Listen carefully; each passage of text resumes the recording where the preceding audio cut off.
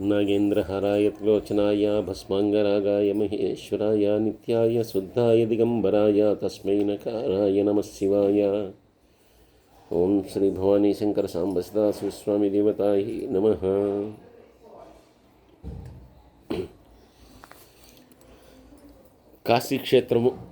కాశీక్షేత్రము యొక్క మహాత్మ్యము, అలాగే అక్కడ ఉన్నటువంటి అనేకమైనటువంటి కాశీలో అనేకమైనటువంటి లింగములను ప్రతిష్ఠించారు గొప్ప గొప్ప ఋషులు. వీళ్ళందరూ కూడా వాటి యొక్క ప్రాశస్త్యం ఏమిటి, అందులో గొప్ప గొప్పవి ఏమిటి అనేటటువంటిది కూడా మనం ఇప్పుడు తెలుసుకోబోతున్నాం. ఈ కాశీ రహస్యం అనేటటువంటిది అంటే ఎవరో రాసింది కాదు, ఇది బ్రహ్మవైవర్త పురాణ అంతర్గతంగా ఉన్నటువంటిది. బ్రహ్మవైవర్త పురాణం అనేటువంటిది ఒక 18 పురాణాల్లో ఒకటి, దానిలో వచ్చినటువంటిది ఇది ఎలా మొదలైంది ఏమిటి అనేటటువంటిది నైమిసారణ్యంలో ఋషులందరూ కూడా కూర్చుని సూత మహర్షి వారి దగ్గరికి వచ్చినప్పుడు వాళ్ళందరూ అడిగేట కలియుగము యొక్క స్వరూపాన్ని వర్ణించండి, చెప్పండి అని చెప్పి. అంటే ఒక్కొక్క యుగానికి ఒక్కొక్క స్వరూపం ఉంటుంది. మనకి మనువులు వీళ్ళందరూ కూడా ఉన్నారు. అలాగే ఒక్కొక్క యుగానికి ఒక అధినాయకుడు ఉంటాడు. అలాగే ఒక్కొక్క మన్వంతరానికి ఒక ఆయన అధిష్టాన దేవత ఉంటాడు. అలాగే ప్రతి దీనికి కూడా ప్రతి మన్వంతరంలో కూడా ఋషులు మారిపోతుంటారు. అంటే సప్తర్షులు ఈ కలియుగంలో ఇప్పుడు మనది వైవస్వత మన్వంతరం జరుగుతుంది. ఇప్పుడు ఉండేటువంటి సప్తర్షులు ఇలా మన్వంతరానికి ఆ సప్తర్షులు మారిపోతుంటారు. అంటే మార్పు అనేటటువంటిది ప్రపంచంలో ఒకే ఒకటి ఎప్పుడూ కూడా జరుగుతూ ఉండేటటువంటి ఒకే ఒక్క విషయం ఏంటంటే మార్పు. అది మాత్రం ఖచ్చితం, అదొక్కటే శాశ్వతం. మార్పు అనేటటువంటిది ఎప్పుడూ నిరంతరం జరుగుతూ ఉంటుంది. కాబట్టి బ్రహ్మాది దేవతలు వీరందరూ కూడా అంతా కూడా ఒక క్రమంలో వెళ్ళిపోతూ ఉంటారు, వస్తూ ఉంటారు. కాబట్టి వీళ్ళందరూ కూడా ఈ యుగ ధర్మాన్ని అంటే కలియుగం యొక్క ధర్మం ఏంటి, కలియుగం గురించి ఏమిటి, వీటన్నిటిని కూడా చెప్పమని అడుగుతూ మేము మిగిలినటువంటి మను చరిత్రలు అలాగే అనేకమైనటువంటి పురాణ విశేషాలు అవన్నీ కూడా మీ దగ్గర నుంచి విన్నాం. ఈ కలియుగ స్వరూపాన్ని మాకు వర్ణించి చెప్పండి, రాబోయేది కలియుగమే. కాబట్టి కలియుగం అనేటటువంటిది ఎలా ఉండబోతుంది, ఏమిటి దాని స్వరూపం ఏమిటి అని చెప్పి మనం ఎలా అయితే పంచాంగ శ్రవణం ద్వారా ఆ సంవత్సరం ఫలితాలు ఎలా ఉంటాయి, ఆ సంవత్సరం ఎవరు ఏ గ్రహం అనేటటువంటి ప్రభావాన్ని చూస్తుంది, ఇవన్నీ తెలుసుకుంటాం. అలాగే కలియుగం కలిపురుషుడి యొక్క ప్రభావం ఏంటి, వీటన్నిటిని కూడా అడిగిన తర్వాత ఆయన చెప్తూ అసలు ఈ సృష్టి ఎలా ప్రారంభమైంది అంటే కనుక ఎప్పుడైతే హరి అంటే ఆ మహావిష్ణువు మొత్తం ఈ నీటితో నిండిపోయి ఉందో విశ్వమంతా కూడా, ఆ నీటిలో ఉన్నటువంటి ఒక వటపత్రం మీద నుంచి ఆయన యోగ నిద్ర నుంచి ఆయన లేచాట. ఎప్పుడైతే యోగ నిద్ర నుంచి ఆయన లేచాడో వెంటనే ఆయన యొక్క నాభి కమలం నుంచి బ్రహ్మగారు ఉద్భవించారట. అలా ఉద్భవించినటువంటి బ్రహ్మగారికి అంతా కూడా చిమ్మ చీకటి ఏమీ కనపడట్లేదు, మొత్తం కూడా అంధకారం.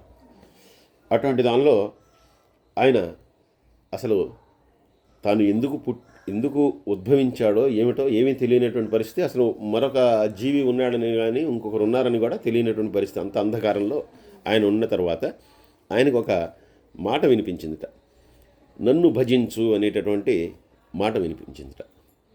ఎక్కడి నుంచి అయితే ఆ శబ్దం వచ్చిందో ఆ శబ్దం వచ్చినటువంటి దిక్కుగా ఆయన నమస్కారం చేసి, మహానుభావ జగన్నాథ, నువ్వెవరో నాకు తెలియదు, అయినా కూడా అసలు నేనెవరో నాకు తెలియదు, దానికి ముందు అంతకంటే నువ్వెవరో కూడా నాకు తెలియదు, శబ్దం మాత్రమే వినిపిస్తోంది. అసలు నేను ఎవరు, నేను ఎందుకు ఉన్నాను ఇక్కడ, ఏమి చేయటానికి వచ్చాను, ఇదేమీ నాకు తెలియట్లేదు. కాబట్టి అదంతా కూడా మాట వినిపించింది. కాబట్టి అదేదో నువ్వే నన్ను సృష్టించావనో లేదంటే కనుక జన్మింపజేసావనో అనుకుంటాను. కాబట్టి నేను ఏం చేయాలో నాకు ఆజ్ఞాపించు, నేను ఎవరో నాకు తెలియట్లేదు, ఇక్కడ ఒక వ్యక్తి ఉన్నాడని కూడా నాకు తెలియట్లేదు అని చెప్పి అడిగట్ట. ఆయన అన్నట్ట, నీ పేరు బ్రహ్మ, నువ్వు ఎక్కువగా విచారం చేయకు, నువ్వు సృష్టిని చేయాలి అన్నట్ట. ఈయనకి వెంటనే అర్థం కాక అసలు సృష్టి అంటే ఏమిటి, నేనేమి చేయాలి అన్నట్ట. ఆయన అన్నట్ట, నా నుంచి నువ్వు ఎలా వచ్చావో అలాగే నీ నుంచి ఇంకా ప్రాణులు రావాలి. దాన్నే సృష్టి అంటారు, సృజన. అది నువ్వు చేయవలసినటువంటి పని. దానికోసమే నిన్ను నేను ఇప్పుడు సృష్టించాను కాబట్టి నువ్వు ఆ పని చెయ్యన్నట్ట. నిన్నట్ట మహానుభావ, నువ్వు చెప్పేది నాకేం అర్థం కావట్లేదు. అసలు ఎలా చెయ్యాలి ఏమిటి అనేది నాకు అంతకంటే తెలీదు. అసలు ఏం చేయమంటావు నువ్వు? సృష్టి అంటే ఏం చేయమంటావు అంటే, నేను నీకు వేద ప్రాప్తిని కలిగిస్తాను.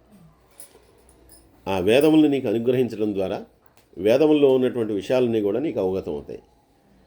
ఆ వేదాలని ఆధారంగా చేసుకుని నువ్వు సృష్టిని చేయి. ఈ సృష్టిని చేసేటప్పుడు చతుర్విధ సృష్టిని చేయి.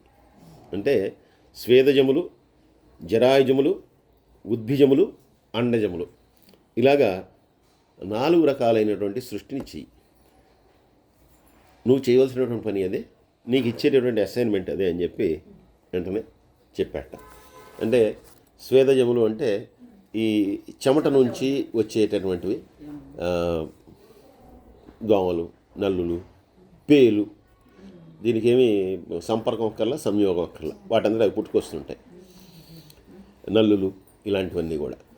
అలాగే అండజములు, గుడ్డు నుంచి వచ్చేటటువంటివి. తర్వాత ఉద్భిజములు అంటే భూమిని చీల్చుకుని వచ్చేటటువంటివి, మొక్కలు, చెట్లు, వృక్షములు, ఇవన్నీ కూడా భూమిని చీల్చుకుని వచ్చేటటువంటివి, అంటే ఒక బీజం నుంచి వచ్చేటటువంటివి. జరాయుజములు, మనము అంటే ఒక సంపర్కం ద్వారా ఒకరి యొక్క గర్భావాసం చేసి బయటకు వచ్చేటటువంటివి. కాబట్టి ఈ 4 రకాలైనటువంటి సృష్టిని కూడా నువ్వు చెయ్యి అని చెప్పిన తర్వాత బ్రహ్మగారు తప్పకుండా నీ ఆజ్ఞ, నేను సృష్టిస్తాను అని చెప్పి ఈయన వెంటనే ఆ సృష్టిని మొదలుపెట్టాట.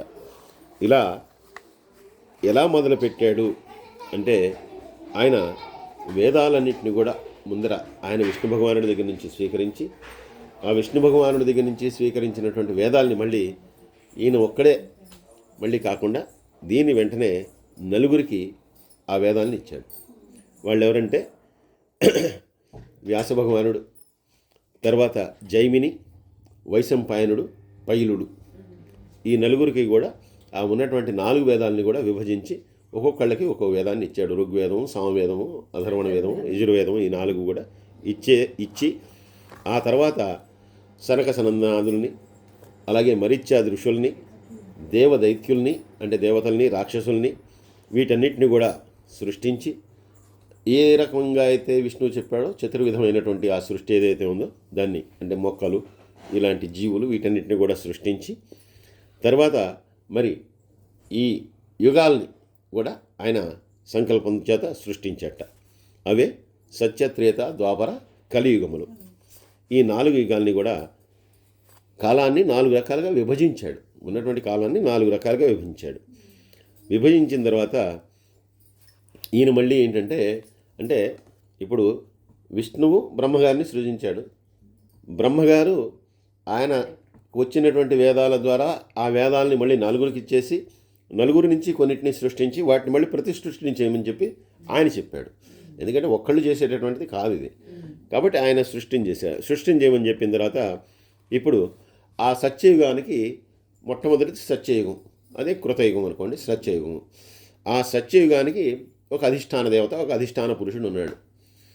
వాడిని పిలిచి, ఏమిట్రా బాబు, నువ్వు ఏమీ చేయట్లేదేంటి, వ్యాపారం ఏమీ చేయట్లేదు అంటే, చేయవలసినటువంటి పని, వ్యాపారం అంటే బిజినెస్ కాకుండా నువ్వు చేయవలసినటువంటి పని లేదు, సృష్టి చేయమని కదా నిన్ను ఆజ్ఞాపించింది, నువ్వు ఏమీ చేయట్లేదు, ఎందుకు చేయట్లేదు, కారణం ఏంటి అని చెప్పి అడిగట.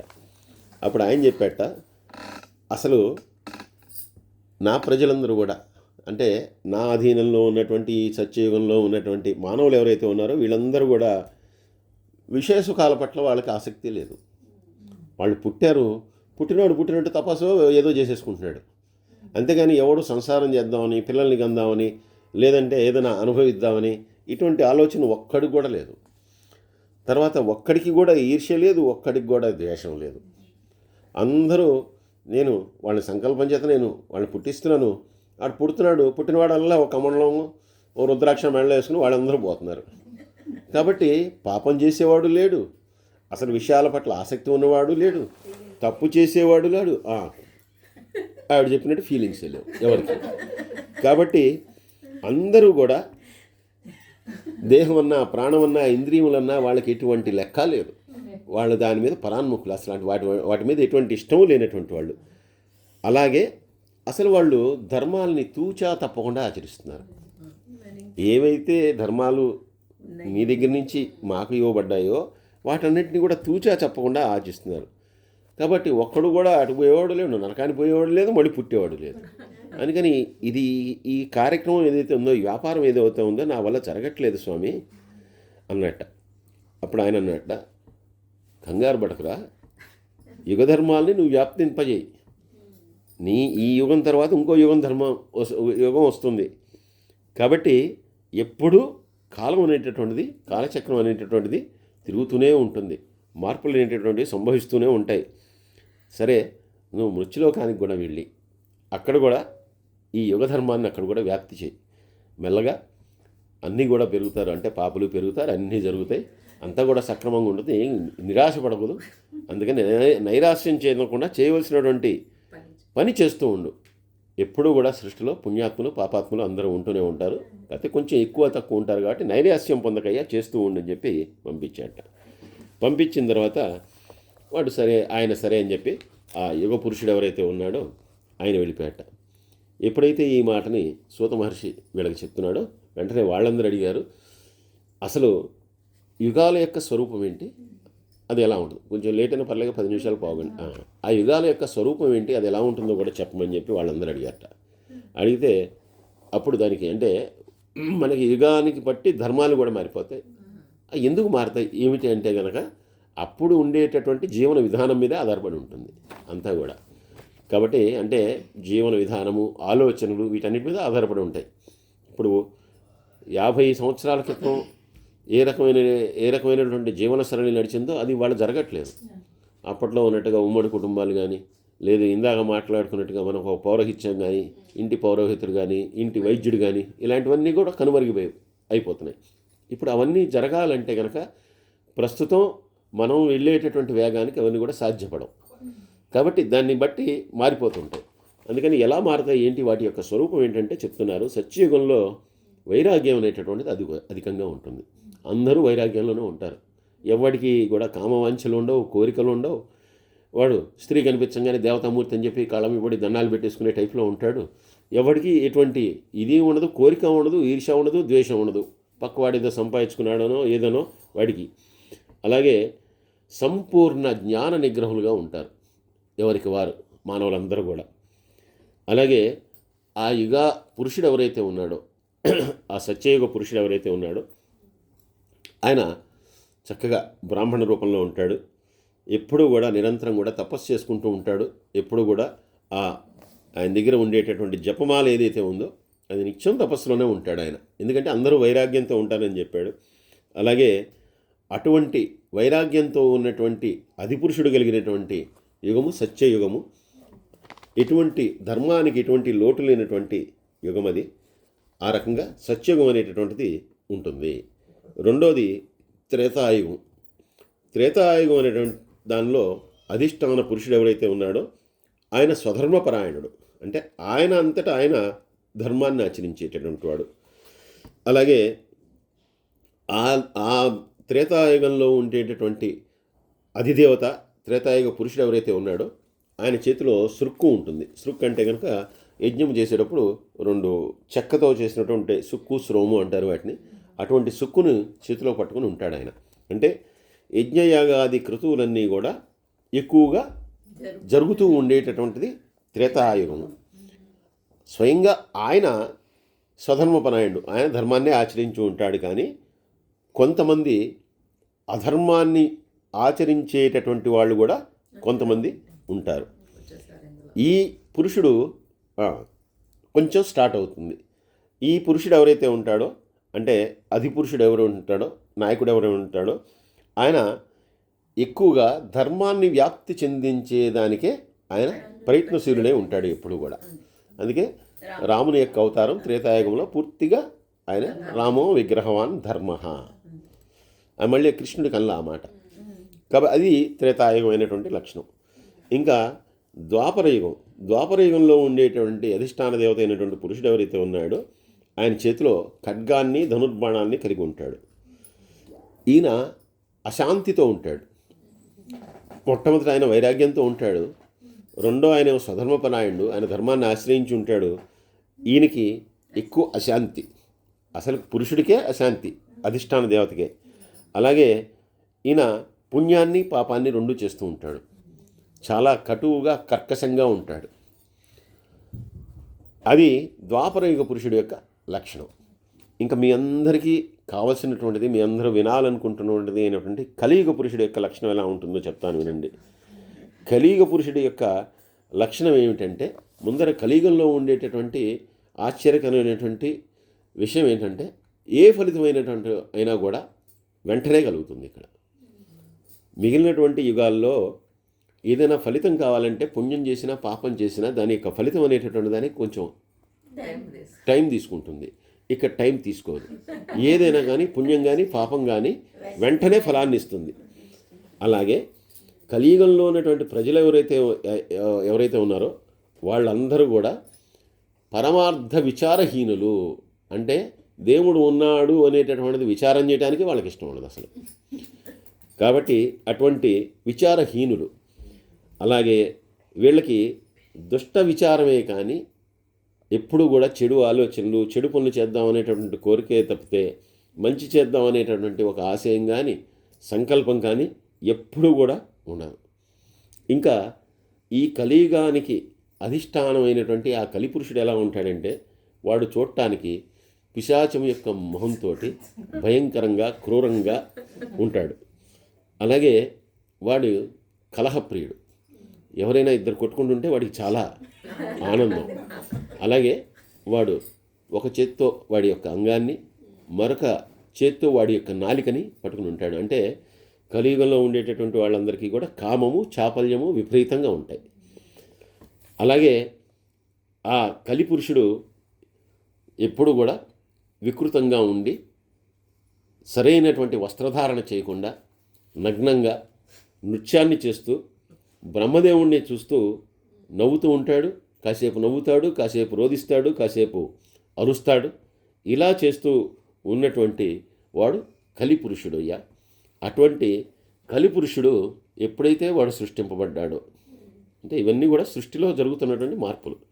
ఎప్పుడైతే వాడు సృష్టింపబడ్డాడో వాడు అలాగా ఇందాక చెప్పినటువంటి వర్ణన ప్రకారం వాడు భయంకరమైనటువంటి రూపంతో ఆ రకంగా ఉండి వాడు నృత్యం చేస్తూ బ్రహ్మగారిని చూస్తూ కాసేపు ఏడుస్తున్నట్టు, కాసేపు నవ్వుస్తున్నట్టు, కాసేపు అరుస్తున్నట్టు ఇలా చేస్తూ ఉన్నటువంటి వాడిని బ్రహ్మగారు నవ్వుతూ ఆయన చూసి, ఎందుకురా డ్యాన్స్ చేస్తున్నావు, ఎందుకు నృత్యం చేస్తున్నావు, నువ్వు కూడా వెళ్ళి నీ కార్యనిర్వహణ ఏదో దాన్ని చెయ్యి. ఎందుకంటే నిన్ను సృష్టించింది ఎందుకు, నిన్ను నాయకుడిని చేసింది ఎందుకు?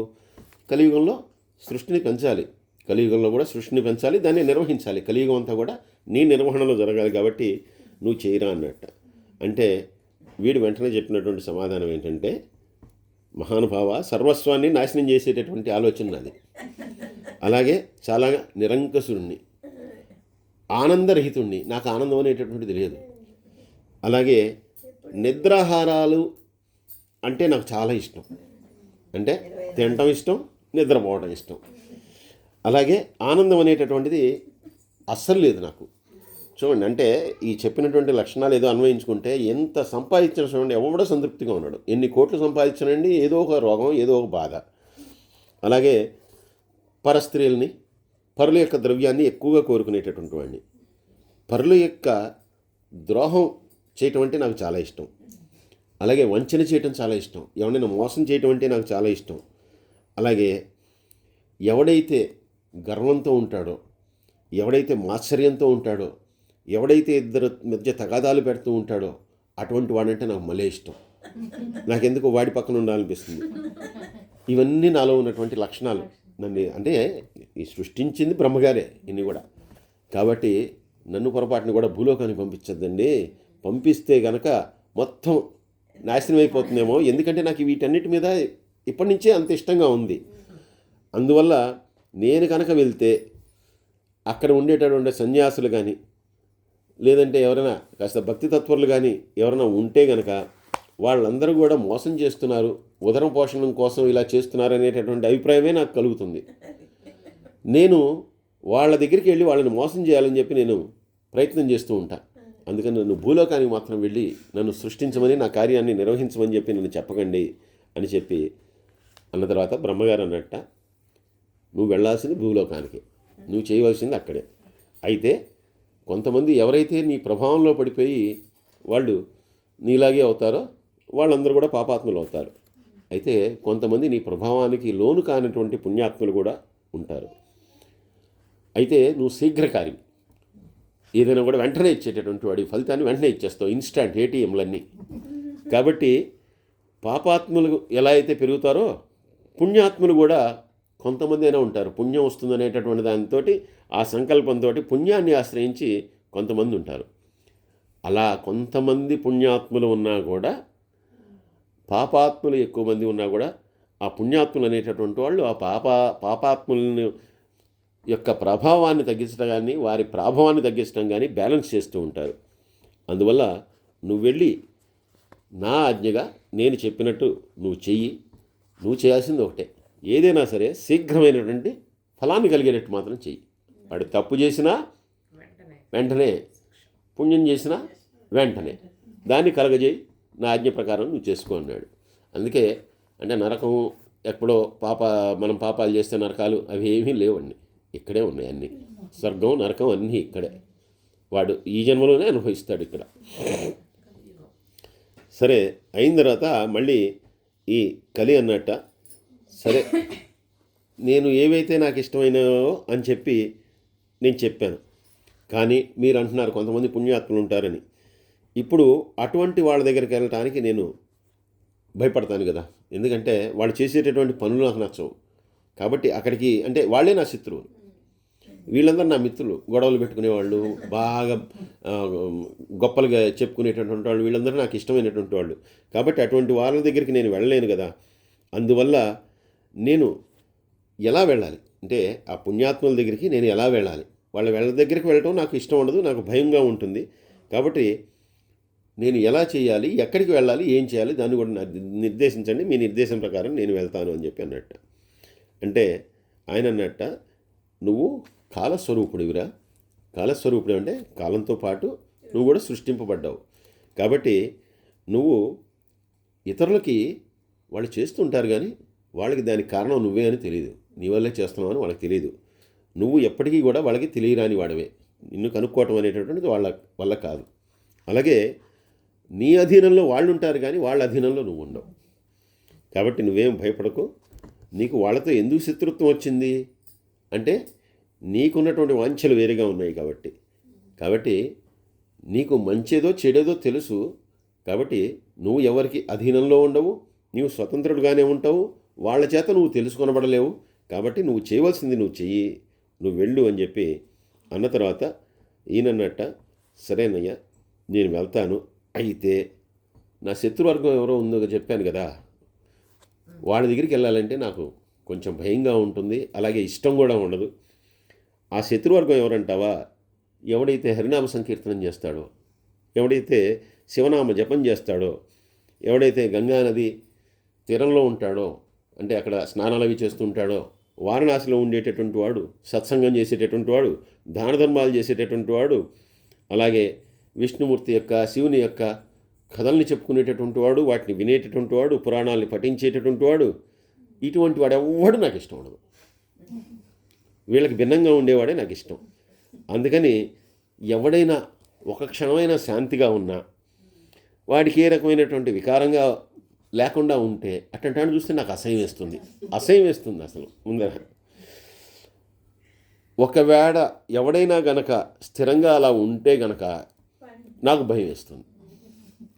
వాడు నేను ప్రలోభ పెట్టినా కూడా వాడు అశాంతి పొందకుండా ఉంటే కనుక నాకు భయం వేస్తుంది. అలాంటి వాడిని చూస్తే నాకు భయం వేస్తుంది. కానీ అలాంటి వాడంటే ముందర నాకు ఇష్టం ఉండదు. అలాగే వేదాన్ని ధర్మాన్ని ద్వేషించేవాడు ఎవడైనా ఉంటే కనుక నాకు చాలా సంతోషం, అటువంటి వాడు నాకు చాలా ఇష్టం. అలాగే శివభక్తి పరాయణులు, రాగద్వేషాలు లేనటువంటి వాళ్ళు, సత్పురుషులు, ఇట్లాంటి వాళ్ళతో నేను ఎప్పటికీ కలిసి ఉండలేను. కాబట్టి వాళ్ళని నామరూపాలు లేకుండా చేయటానికి నా ప్రయత్నం నేను చేస్తూ ఉంటాను. అలా చేయమంటే కనుక నేను వెళ్తాను. అంటే వాళ్ళని కూడా నాశనం చేయడానికే ప్రయత్నం చేస్తూ ఉంటాను.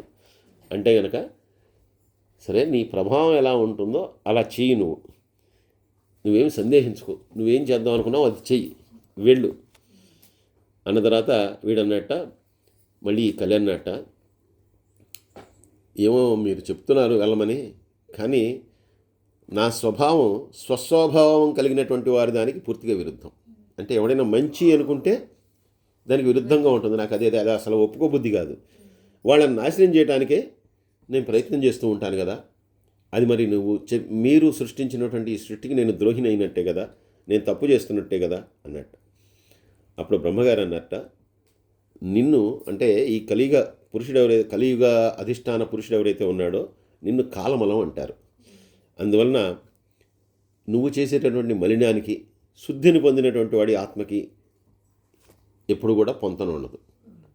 వాడు నువ్వు ఎంత నీ ప్రభావంతో ఎంత నాశనం చేద్దామని చేసినా కూడా వాడు ప్రశాంతంగానే ఉంటాడు, అలాగే వాడు నిర్మలంగానే ఉంటాడు. కాబట్టి నీ శత్రువులు ఎప్పుడు కూడా నీ వల్ల అశాంతిని పొందరు. నీ శత్రువు అంటున్నావే, అటువంటి శత్రువులు ఎప్పుడు కూడా అశాంతిని పొందరు. అయినా నువ్వు శత్రువు అనుకుంటున్నావు కాబట్టి వాడికి నీకు విరోధం తప్పదు. వాడిని నాశనం చేయడానికి నువ్వు ప్రయత్నిస్తుంటావు. నువ్వు ఎంత నాశనం చేస్తే వాడు అంత పూజ చేద్దామనో అంత భక్తిగా ఉండదామనో వాడు ప్రయత్నం చేస్తుంటాడు. ఈ రకంగా మీ ఇద్దరు కూడా కొట్టుకుంటూ ఉంటారు. ఏం పర్లేదు, ఎవడు బలవంతుడో వాడు విజయం పొందుతాడు. అంటే వాడు నీ కనుక నీ దోషానికి గురై వాడు మార్గం అంతా కూడా భ్రష్టు పట్టి నీ దారికి వచ్చేస్తే కనుక వాడు పోతాడు. లేదు వాడి మార్గంలో ఉంటే కనుక నీకంటే శక్తిమంతుడు అవుతాడు. కాబట్టి విజయం వాడిది అవుతుంది. ఎవరు బలవంతులైతే వాళ్ళు విజయం పొందుతారు. ఒకవేళ వాడు బలహీనుడైతే నువ్వు విజయాన్ని పొందుతావు. కాబట్టి నువ్వు వీటన్నిటినీ కూడా ఆలోచించకుండా నువ్వు శీఘ్రమైనటువంటి ఫలితాన్ని ఇస్తూ ఉంటావు. కాబట్టి కొంతమంది ఆ పుణ్యం చేత కూడా తరించాలని అనుకుంటారు. కాబట్టి ఎటువంటి సందేహాలు పెట్టుకోకుండా నువ్వు బయలుదేరి వెళ్ళు అని చెప్పిన తర్వాత, సరే మీరన్నీ నాకు బాగానే చెప్పారండి, సరే నేను భూలోకానికి వెళ్తాను, మీరు నన్ను తగిన వాడిని అంటే ఈ కలియుగంలో ఉండటానికి నేనే అన్ని రకాలుగా తగిన వాడిని, ఇన్ని దుష్ట లక్షణాలు ఉన్నాయని చెప్పి నన్ను పంపిస్తున్నారు కాబట్టి తప్పకుండా నేనే వెళ్తున్నాను, వెళ్ళి నేనేం చేయాలో దాన్ని కూడా చెప్పండి అన్నట్ట. అన్నతరా ఆయన అన్నట్ట, కాశీలో ఉండేటటువంటి వారికి అలాగే మహాత్ములైనటువంటి వారికి సత్సంగాన్ని కోరుకునేటటువంటి వారికి శివుణ్ణి జనార్దనుణ్ణి సేవించేటటువంటి వారికి వారి మీద నీ ప్రభావం ఎట్టి పరిస్థితిలో ఉండదు. వారిని నువ్వేమీ చేయలేవు. వారికి వారి యొక్క పుణ్య ఫలితం ఏదైతే ఉందో దాన్ని నువ్వే శీఘ్రంగా అందిస్తావు కాబట్టి వాళ్ళు చక్కగా ఆ పుణ్యాన్ని పొందుతూ వాళ్ళు బాగానే ఉంటారు. కానీ ఎవరైతే నీ ప్రభావం అనేటటువంటి దానికి పూర్తిగా వసలైపోతారో అటువంటి వాళ్ళకి గురుసేవ అనేటటువంటిది ఎట్టి పరిస్థితిలో లభించదు. వాళ్ళకి గురువు అనేటటువంటి వాడే దొరకడు. ఆ రకంగా గురువు దొరకక వాళ్ళు అన్ని రకాలుగా భ్రష్టులైపోతారు అని చెప్పి బ్రహ్మగారి చెప్పిన తర్వాత, ఇదేదో కొత్త శబ్దం పెట్టారండి మళ్ళీ మీరు, అంతకుముందు త్రేతాయుగంలో ఎక్కడ లేరనుకుంటా ఈ గురువులు అనేటటువంటి వాళ్ళు, అసలు గురువు అంటే ఏమిటి అది చెప్పండి అని చెప్పి కలి అడిగిన తర్వాత దానికి చెప్తున్నారు. గురువు అంటే జ్ఞానమును ఇచ్చేటటువంటి వాడు, అంటే చీకటిని పారద్రోలేటటువంటి వాడు రు అనేటటువంటి శబ్దానికి ఉన్నటువంటి అర్థం. అలాగే ఇక్కడ మనకి దీనిలో చెప్తున్నటువంటి ఇదేంటంటే గకారం అనేటటువంటిది సిద్ధిని కలగజేసేటటువంటిది, రే అనేటటువంటిది పావనమైనటువంటిది, ఉకారమైనటువంటిది విష్ణు స్వరూపము. కాబట్టి గురువు అనేటటువంటి వాడు త్రిమూర్తి స్వరూపము. కాబట్టి ఆ గురుభక్తి కలిగినటువంటి వాళ్ళు ఎవరైతే ఉంటారో, అంటే ఎవరైతే గురువును ఆశ్రయించి ఉంటారో, గురువు యొక్క పాదపద్మాలను పట్టుకుని ఉంటారో, వాళ్ళని సాక్షాత్తు విష్ణువే ప్రత్యక్షమై వాళ్ళకి ఏదైనా వరాలు ఇస్తా అన్నా కూడా వాళ్ళు మాకేం అక్కర్లేదు, గురువుగారి యొక్క సేవే మాకు కావాలి అని చెప్పి అంటారయ్యా. కాబట్టి అటువంటి వారి జోలికి నువ్వు ఎట్టి పరిస్థితుల్లో వెళ్ళలేవు, వాళ్ళని తాకను కూడా తాకలేవు అని చెప్పి అన్న తర్వాత, ఏమండి మీరు చెప్పింది నాకేం అర్థం కావట్లేదు, అసలు గురువే సర్వస్వం ఎలా అవుతాడండి? త్రిమూర్తులు మీరున్నారు, అలాగే అనేక మంది దేవతలు ఉన్నారు, కాబట్టి గురువే సర్వస్వం అనేటటువంటిది నాకు ఏదో విచిత్రంగా అనిపిస్తుంది, అది ఎలా సాధ్యము అని చెప్పి అడిగినప్పుడు, ఆ గురువే అన్నిటికంటే ఉత్కృష్టమైనటువంటి వాడు, ఆయనే చాలా గొప్పవాడు అనేటటువంటి ఒక కథని ఇక్కడ చెప్తూ ఉన్నారు. చెప్పనా? సర్వే జనా సుఖినో భవంతు, సమస్త లోకా సుఖినో భవంతు. స్వస్తి.